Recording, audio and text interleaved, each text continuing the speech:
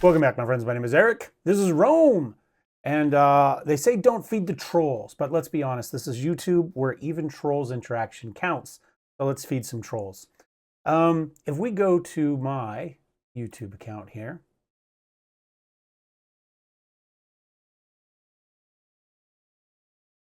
and we arrow down to somewhere down here, I got a lot of stuff scheduled.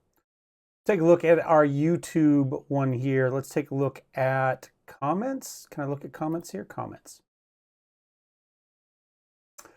All right, so as you know, I titled this Destiny 2 Killer, or, you know, the First Descendent Destiny 2 Killer, question mark. Maybe, I don't remember if the question mark was there or not.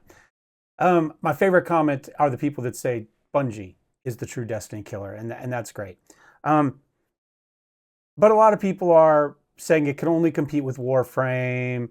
It's not that good. Warframe is already a D2 killer. Warframe seems to be the #1 comparison that they brought, which kind of blows my mind a little bit, honestly. I think that's some rose-tinted glasses, as I've said. I've also said that, you know, it's going to take 10, you know, somebody said, oh, get back to me in 10 years. This game is trash, you know. And that the game is hot garbage. Enemy AIs have rarely functioning AI, that sort of stuff. Now, I've played this game. I played Destiny 2. I've played Warframe. Whether the AI is great or not, it's not. But you know what? It's not in Destiny either. Destiny 2 doesn't have great AI. This game is very, very comparable in feeling to AI. And if you're going to say otherwise, you're just wrong. You're not playing this dispassionately. I don't have any dog in this fight. I have probably 100 hours into Destiny 2 and probably similar into Destiny 1. I played the game. I enjoyed it. It was fine. It wasn't spectacular. And I kind of feel like this game, First Descendant, is very similar. But let's look at the actual comments here. First of all, get back to me in 10 years. Well, we're 2 months shy of 10 years for Destiny 1. 500 players left. Destiny 1 is dead. It did not make it 10 years. We're 7 years into Destiny 2. Let's take a look at Destiny 2 numbers. Well, if you look here, this year, for a while, they haven't been able to put up 100,000. They have in June here at the very end, but I guarantee that that is the bump that the First Descendant is causing, where people are going, oh yeah, I already have a game similar to this. Let me jump back in, right? That's what it is. Or these people like, oh, you know, the First Descendant is going to be trash. Destiny 2 is where it's at. And I'm going to show my loyalty by jumping up and playing for 2 or 3 more days, you know, legitimately. If you do the math, for this year, they're averaging about 60,000 average players, right? That's it. Not a lot. And those numbers are way down, you know, from a peak of 316,000, right? This is as good as it gets for a very long time. And they're sitting at about 80,000. 85,000 was their peak. This is very much the bump from the First Descendant. That's what's causing this. This game is on its way out. It's pulling in a fifth of what it used to, and it's not quite to 7 years. That would be September for them and September for 10 years for Destiny 1. So Destiny 2 is already going, right? It's faded. If we take a look at First Descendant, we hop in here. We can see at the moment they're pulling in about 200,000, 24-hour peak of 218,000, all-time peak of 240. Now that's still well shy, no question, still well shy of what Destiny 2 brought in at its peak, right? But 51%, there's a lot of talk about their microtransactions, which are frankly terrible. There's no argument, but microtransactions are frankly terrible, period. If you want to argue over the degree of which one is worse than the other, stop. Don't. They both use microtransactions. They're both predatory in their thing. They both have similar tactics. Do you get more for your money or have to pay for slightly less with Destiny 2? Yeah, definitely. And First Descendant may come down off of what they've done as they go forward and attempt to appease some of those. They've left themselves some bargaining room. They've aimed high. They can roll it back and say, look, we've listened to you. Look what we've done. Am I a fan of either? No, but you know what? Don't buy anything. If you don't like it, don't buy it. That's that. It's a free-to-play game. You don't have to pay any money to play this game. Don't need bitches about microtransactions. are fine from a moral standpoint, but from a reality standpoint, you don't have to spend any money on them. None. So don't. That's my answer. Now, as far as Warframe, let's type in Warframe here. Let's see how Warframe's doing. 32,000. So, and at their peak, 189,000. So didn't we just say, so yeah, we're like a couple days in, and one of those days was marred by server, which every online game is marred by server. Don't pretend that makes this game terrible. Every game has server problems on the first day. So 240,000 already, an all-time peak of 189. So they're a good 50,000 beyond what Warframe has ever put up. And 32,000 players now versus 200,000 players right now.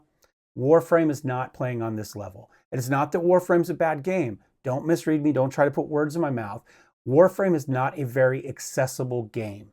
It's just not. I've played it. I don't have anywhere near the hours that I have into either the Destiny games. I'm sitting probably closer to 40 hours probably in Warframe. And that might be overestimating it a little bit. But part of that's because it is not an accessible game. They have a great PR team over there. Their official streamers and Twitch channel I love. I watch a lot of it. I really, really like the people over there. But the game itself is not accessible to the average gamer. It is a hardcore gamer game. And as such, its numbers are not going to be comparable, right? It itself is not a Destiny 2 killer, as one person I thought was trying to say, because it's 3 years older, first of all. If anything, Destiny 2 is the Warframe killer. But to try to say that Warframe and the Descendant live at the same level, and that's the true comparison, that's equally wrong. That's a fallacy. Warframe does not play at anywhere in the number these other games do. And for those that are saying, oh, well, they've said the last 20 games were Destiny 2 killers. Well, again, there haven't been 20 AAA games that have come out in the 7 years since Destiny 2 has been considered kind of on that peak, right? There just haven't been. There's been 3 or 4 maybe. Let's say one every other year. Anthem probably was one of those games that was supposed to be there and failed. It was dead on arrival. For the person that commented in there, Anthem was not good. Its launch was horrendous. The game itself wasn't particularly engaging. It had some high ideas, and it failed to live up to pretty much all of them. And as such, Anthem is dead. That's really the only one I can think of off the top of my head that I thought was going to be in the same ballpark that Destiny is. I had 2 animals here when I started talking, but apparently I've woken them both up and scared them away. Actually, the dog's hiding down where there's no way I can get a camera on him. Yeah, Anthem is really the only big one I can think of.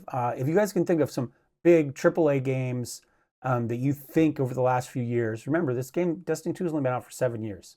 So let's say the last 5 years. Let's say who was aiming to knock them off when they were at the peak, right? First couple years, it's like, well, was it good? It didn't have spectacular reviews on day one, as I recall, either. Almost no game does nowadays. Helldivers was very much the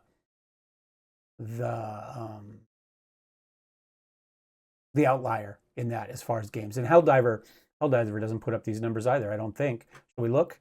One person said this was the Helldiver killer, which I think is Helldiver 2, excuse me, not Helldivers 1. 32,000. Helldivers and Warframe essentially are playing in the same ballpark, right? So maybe Helldivers is going to be the Warframe killer at the end of the day. But look at that. I mean, it peaked, it launched huge, but it had no staying power, right? Had no staying power. And they made a few mistakes as well, but I don't think those mistakes were because of PlayStation, because of the actual Sony PlayStation account stuff, which was a huge mistake. In fact, I turned mine in and asked for a rebate off of that, even though I have a Sony account, because I didn't like the misstep. But I don't think they lost real numbers off that. I think it made them look bad. A few people like myself did it, but most people, I think, just yelled a lot online and then watched to see what happened. And when Sony backed off a little bit, they went back to playing it. But realistically, again, we've gone from 500,000 down to 30,000. And this is 4th of July weekend, right? This is a long weekend in the US. It's in the middle of the day right now. This is probably as good as they can expect to get at the moment. And you can see these numbers they've just been plummeting. So they're down to 91,000 at their peak in June. And it looks like their numbers are they're just chopping them down, right? So I think helldivers may not have the staying power. Oh, sorry, I took that screen away from you. I'm sitting here talking about it like you can see it, and I removed it. Here it is. So you know I'm not just making those numbers up. So there you go, just under 32,000 right now. That was their all-time peak of 458,000, and you can see here, February and March were great. They were down 100,000 players in April. They were down over 200,000 players in May, and they're down another 30 to 35,000 since then. And again, this is probably, it's just dropping. You know, they're going to be down to half, I would expect. By the end of July, I think they're going to be playing in the 50,000, probably. We'll have to see how it goes. So, does this mean that the First Descendant is a great game and is going to take over the world? No, it doesn't. There's a lot to be said. Endgame is going to determine these games' staying power, 100%. Tourists like me that put in 100 or 200 hours, we don't determine the fate of these games. These games are determined by the hardcore players, like Yeti, who commented on my video, who put in like 4,000 hours in Destiny 2, right? Like I did on Eve, right?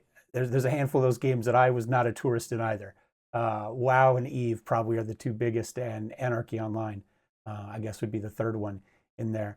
But for these games aren't determined by tourists. They're not determined by casual players. They're determined by hardcore players who play at endgame. And so the question is the endgame any good? And are they going to support that endgame going forward with further updates and DLCs? That's going to be the say. It's not going to be determined by the microtransactions. I'm sorry, it's not. It's something that people get loud about, but something that nobody takes a stand at. And as long as 5 out of every 10 purchase something, even if 8 out of every 10 are yelling about it, it's going to keep being a thing. This is some of the worst I've seen, but it's not going to make a determination, not in the long run. It's going to come down to in-game game content. It's going to come down to gameplay and how is that gameplay loop. At the moment, I think it's on par with anything Destiny 2 has to offer, at least with the early game loop. I don't know the end game. So the end game is going to be what determines that. So for all you trolls out there, come with numbers, right? Come with numbers. I don't think there's any out there that'll disprove me at this point. I'm not saying that the First Descendant is definitely a Destiny 2 killer. I'm saying that Destiny 2 is probably dead, though. This may be the final nail. As I said in a comment, it's not going to take 10 years to kill Destiny 2. It's going to take one good year to finish them at this point, I think. So the question is this going to be the next Destiny 2? Not is it the Destiny 2 killer, right? That's a whole different argument. Is it the next Destiny 2? Is it a Destiny 2 killer? Is it a flash in the pan like Helldivers appears to be? Who knows? Who knows? But I think the writing's on the wall. So now it's going to come up to games like the First Descendant and anything that might come out in the next year or two to see what takes place going forward. But I think the First Descendant is well positioned with a little bit of a lead on whoever else comes next. You guys think there's a game coming out that's going to be playing in this place? Then let me know down below, and we'll try to follow their development. And if we get into some beta, I'd be happy to do so. I like this type of game. I really do. I'm not huge into the thousands of hours. I'm not huge into a lot of multiplayer, and most of these games really require, if you're going to put in serious hours in advance, you really have to be able to commit to multiplayer co-op, and you have to have a group of people that are willing to play on a regular basis. And I just don't have that in my life at the moment anymore. So for me, we're only going to be looking ever in my gameplay at the early game, the single player campaign. So anyway, thanks as always. I do thank you for your comments. Whether you agree or disagree with me, Like I said, it all counts as interaction, and I don't mind. I frankly don't mind. I like a good argument. I like a good debate, but bring numbers. All right. We'll see you guys next time. Cheers.